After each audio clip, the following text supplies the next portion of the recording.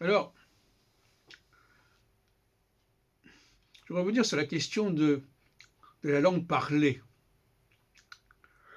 Le statut de la langue parlée n'est pas du tout le même d'un pays à l'autre. En Israël, par exemple, la langue parlée est très pauvre, est complètement décalée par rapport à la langue écrite, la langue littéraire. En France, en revanche, on peut dire, sans exagération, que la langue parlée est fécondée par la langue littéraire, aussi en tout cas qu'elle n'est pas décalée par rapport à la langue littéraire. Et ça s'explique très bien, parce que beaucoup de gens qui sont venus en Israël, ce n'était pas leur langue maternelle. Et c'est encore vrai aujourd'hui.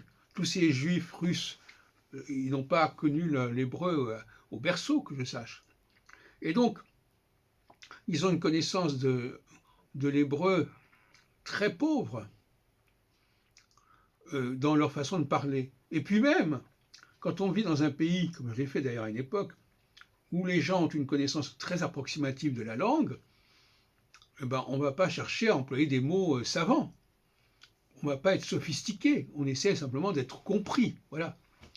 Et donc, la langue hébraïque moderne, parler, j'entends bien parler, parce qu'on ne me dise pas, ah oui, mais il y a des poètes qui ont fait ceci, cela. Non, on s'en fout de ça. Bialik, Agnon, c'est pas la question. La question, c'est comment les gens parlent la langue, communiquent. Et même quelqu'un qui a un niveau de langue très élevé, ben, il ne va pas communiquer dans ce niveau de langue très élevé s'il parle à des gens qui n'ont pas ce même niveau.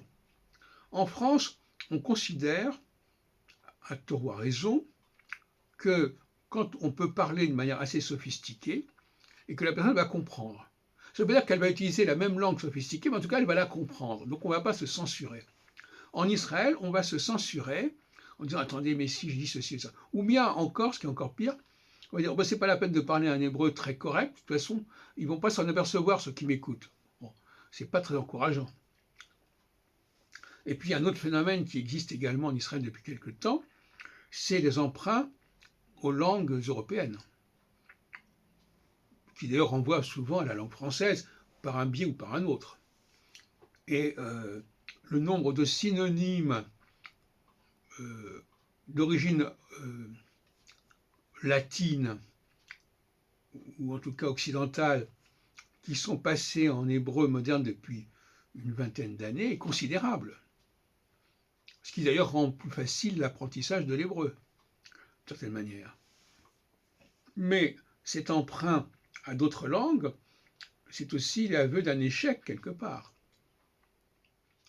Alors justement, on joue actuellement un film de Lapide qui s'appelle Synonyms. Et d'ailleurs, on a pu assister à une soirée avec lui à la Filmothèque, le quartier latin. Et ce mot synonyme veut dire beaucoup de choses. J'ai pris la parole en disant que justement, il y a beaucoup plus de synonymes en français qu'en hébreu. Et quand on traduit la langue parlée d'un Israélien en français, ou plus exactement, quand on traduit la langue française en hébreu israélien parlé, on est obligé d'appauvrir considérablement le français et d'utiliser constamment les mêmes termes, parce que il y a beaucoup moins de termes à utiliser en hébreu qu'en français. En hébreu moderne, en tout cas. Qu'on ne vienne pas nous raconter qu'il y a des gens qui connaissent ceci ou cela.